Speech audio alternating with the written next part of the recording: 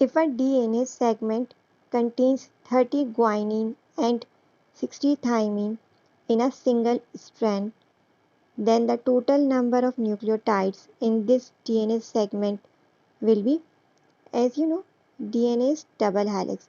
DNA में 2 strand होती हैं. ग्वाइनिन हमेशा पेयर बनाता है साइटोसिन के साथ और थाइमिन एडेनिन के साथ. मीन्स 30 ग्वाइनिन है तो 30 साइटोसिन भी होंगे.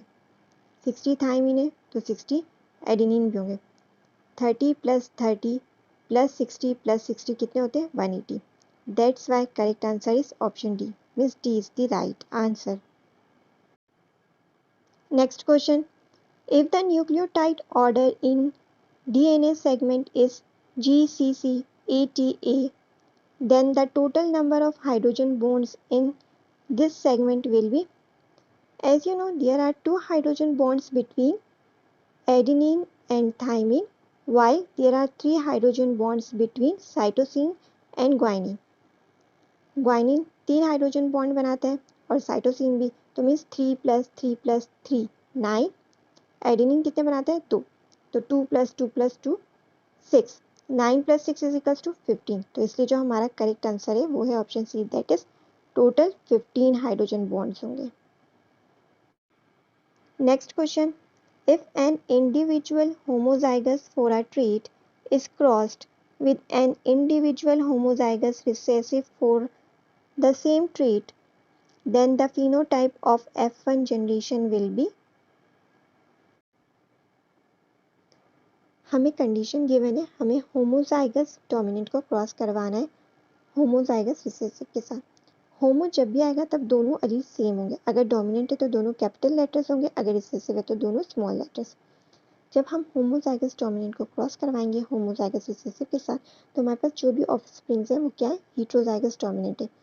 दैट्स वाई जो हमारा करेक्ट आंसर है वो है 100% heterozygous dominant. Means option A is the correct answer. ये कैपिटल आर यहाँ से, ये कैपिटल आर यहाँ से, ये कैपिटल आर यहाँ से, ये कैपिटल आर यहाँ से, ये स्मॉल आर यहाँ से, ये स्मॉल आर यहाँ से, ये स्मॉल आर यहाँ से और ये स्मॉल आर यहाँ से. होपफुली आपको पनेट स्क्वायर बनाना आता है. तो हमारा करेक्ट आंसर है वो है option A, that is 100% heterozygous dominant. Next question. Red flower capital R color is completely dominant over white flower small r color in a particular plant. When a heterozygous red flower is crossed with a white flower, the probable percentage for the offspring flower color would be. हमें heterozygous red को cross करवाना है white flower के साथ. heterozygous means दोनों अलील different है, एक capital R और एक small R. White is recessive तो दोनों स्मॉल लेटर्स यूज होंगे. जब हम इनको आपस में क्रॉस करवाते हैं, ये कैपिटल आर यहाँ से, ये कैपिटल आर यहाँ से, ये स्मॉल आर यहाँ से, ये स्मॉल आर यहाँ से, ये स्मॉल आर यहाँ से, ये स्मॉल आर यहाँ से, ये स्मॉल आर यहाँ से, ये स्मॉल आर यहाँ से, तो हमें क्या मिल रहा है? हमें 2 रेड मिल रहे, 2 वाइट. मीन्स 50% रेड और 50% वाइट. दैट्स वाई जो हमारा करेक्ट आंसर है वो है option C. Means C is the correct answer. Next question. The given table shows the result obtained in an experiment of breeding cattle with unknown genotype for their coat color. Note, the allele for black hair coat color is completely dominant over the allele for red hair coat color, and these are represented as capital B and small b respectively. If the parental black cow from cross 3 is bred with the parental black bull from cross 2, then which of the following would be true for the genotypes of their offspring? First cross को मैंने green colour से represent किया है, second cross को मैंने red colour से represent किया है और थर्ड क्रॉस को मैंने पर्पल कलर से रिप्रेजेंट किया. 50% ब्लैक हेयर कोट कलर और 50% रेड हेयर कोट कलर तभी पॉसिबल है जब हमारे पास ब्लैक काउ जो है वो हेट्रोजाइगस कंडीशन में, हेट्रोजाइगस ब्लैक हो, तभी हमें 2 रेड और 2 ब्लैक मिलेंगे. मीन्स 50-50%. सेकेंड क्रॉस में हमें 75% ब्लैक हेयर कोट कलर मिल रहा है और 25% रेड हेयर कोट कलर मिल रहा है, वो तभी पॉसिबल है जब दोनों जो ब्लैक काउ और ब्लैक बुल है वो दोनों हीट्रोजाइगस कंडीशन में। आपको पता है रिसेसिव ट्रेट तभी जाहिर होता है जब दोनों पेरेंट्स के पास रिसेसिव हो। क्रॉस 3 में हमें 100% ब्लैक हेयर कोट कलर मिला है, मीन्स जो पेरेंट काउ है वो होमोजाइगस है, डोमिनेंट है, मीन्स होमोजाइगस डोमिनेंट है। अब हमें कंडीशन क्या गिवन है, हमें काउ लेनी है ब्लैक थर्ड क्रॉस की, जो क्या है कैपिटल बी, उसको हमें क्रॉस करवाना है ब्लैक बुल के साथ जो क्रॉस बी का है, मीन्स हमें कैपिटल बी को क्रॉस करवाना है कैपिटल बी स्मॉल बी के साथ। तो ये बी यहाँ से, ये बी यहाँ से, ये बी यहाँ से, ये बी यहाँ से, ये कैपिटल बी यहाँ से, ये कैपिटल बी यहाँ से, ये स्मॉल बी यहाँ से, ये स्मॉल बी यहाँ से।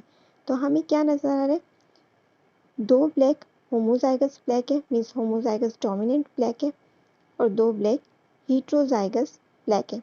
तो हमें क्या नजर आ रहा है, 50% होमोजाइगस ऑफस्प्रिंग है, 50% हीट्रोजाइगस है, जो हमें ऑप्शन सी रिप्रेजेंट कर रहा है। That's why option C is the correct answer. That is heterozygous offspring 50%, homozygous offspring 50%. Means option C is the correct answer. Next question. The pedigree shows the inheritance of fur color in pure breeding rats. In the given pedigree, the total number of rats that are homozygous are, pure breeding rate से means दोनों homozygous condition में, means ये rate और ये rate क्या है, homozygous है।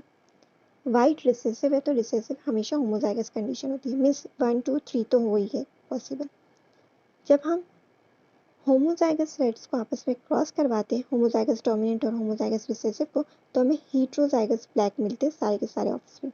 जब हम उन रेट्स को आपस में क्रॉस करवाते हैं तो हमें एक होमोजाइगस ब्लैक मिल रहा है, दो हीट्रोजाइगस ब्लैक मिल रहे हैं और एक होमोजाइगस वाइट, मीन्स इन तीन में से कोई एक रेट ऐसा है जो होमोजाइगस है। तो टोटल कितने राइट्स हो गए, 1 2 3 और इनमें से कोई एक, 4, मीन्स 1 2 3 4, टोटल कितने हो गए 4। दैट्स वाई जो हमारा करेक्ट आंसर है वो है option B 4, means option B 4 is the correct answer.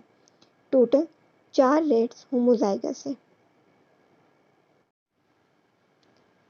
Next question, the option that correctly identifies the inheritance of the codominant trait from the parents to the offspring is, as you know, codominance is the situation where two different alleles of a gene pair express themselves completely instead of showing a dominant recessive relationship. As a result, the heterozygous organism shows a phenotype that is different from both homozygous parents. An example of codominance is the expression of human blood group AB. तो इसलिए जो हमारा correct answer है वो है option सी, जिसमें हमें नजर आ रहा है codominant trait, means option C is the correct answer. Option A और ऑप्शन बी एग्जाम्पल है इनकम्प्लीट डोमिनेंस की, क्योंकि हमें ब्लेंडिंग या इंटरमीडिएट फिनोटाइप नजर आ रहा है, जबकि ऑप्शन डी एग्जाम्पल है कंप्लीट डोमिनेंस की, क्योंकि हमें पेरेंटल फिनोटाइप नजर आ रहा है। हमें कोडोमिनेंट ट्रेट पे जाना था जो ऑप्शन सी रिप्रेजेंट कर रहा है, that's why C is the correct answer. Next question, if a mother has AB blood group and the father has B blood group, then the type of blood group that the children will never have is, mother का blood group AB है, father का blood group B है। अब दो possible condition है, या तो B homozygous condition में हो या फिर हीट्रोजाइगस कंडीशन में। अगर मैं हीट्रोजाइगस कंडीशन में क्रॉस करवाती हूँ तो मेरे पास पॉसिबल ब्लड ग्रुप्स है AB, blood group A, blood group B, blood group O possible नहीं है। अगर मैं होमोजाइगस कंडीशन में बी को क्रॉस करवाती हूँ तो भी मेरे पास दो पॉसिबल ब्लड ग्रुप्स हैं, blood group A B, blood group B. O दोनों ही कंडीशन में पॉसिबल नहीं है, इसलिए जो हमारा करेक्ट आंसर है वो है option A, that is the children will never have blood group O, means option A is the correct answer. Next question, In an experiment, healthy mice were exposed to some radiations. When they were allowed to mate, they produced offspring without tails. The reason for the lack of tail would be, given options में से जो best correct answer है वो है option A, that is mutation. हमने किन keywords को देख के पहचाना ए म्यूटेशन करेक्ट आंसर है।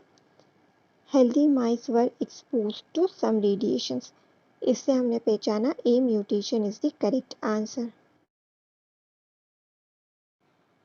Next question, Sana obtained the following data related to the height centimeter of her class fellows. The correct graphical representation of this data is, जो हमारा given option A B C D में से जो correct option है वो है option A is the correct answer. हम इसको चेक कर लेते हैं।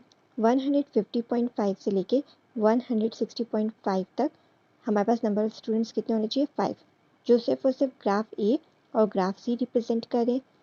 ग्राफ बी में 7 है और ग्राफ डी में 3, तो मीन्स बी और डी तो इनकरेक्ट है। 160.5 से लेके 170.5 तक नंबर ऑफ स्टूडेंट्स की तादाद 3 होनी चाहिए, जो सिर्फ और सिर्फ ग्राफ ए करेक्टली रिप्रेजेंट कर रहा है। ग्राफ सी में 7 है, तो मीन्स सी भी इनकरेक्ट है। 170.5 से लेकर 180.5 तक नंबर ऑफ स्टूडेंट्स की तादाद 7 होनी चाहिए, जो भी ग्राफ ए बिल्कुल करेक्टली रिप्रेजेंट कर रहा है। 180.5 से लेके 190.5 तक नंबर ऑफ स्टूडेंट्स की तादाद 4 होनी चाहिए, जो ऑप्शन ए करेक्टली रिप्रेजेंट करे 4। तो इसलिए जो हमारा करेक्ट आंसर है वो है option A, means A is the right answer. Next question, the given data represents the height in centimeter of grade 10 students. The height range which contains the highest number of students is 100.5 से लेकर 130.5 में कितने students आ रहे हैं, 1 2 3 4 5 6। 130.5 से लेकर 160.5 तक हमारे पास स्टूडेंट्स की तादाद 10 है, 1 2 3 4 5 6 7 8 9 10। 160.5 से लेकर 190.5 तक हमारे पास स्टूडेंट्स की तादाद 4 है, 1 2 3 4। 190.5 से लेकर 220.5 तक हमारे पास स्टूडेंट्स की तादाद 5 है, 1 2 3 4 5। तो सबसे ज़्यादा स्टूडेंट्स किस रेंज में आ रहे हैं, ऑप्शन बी में।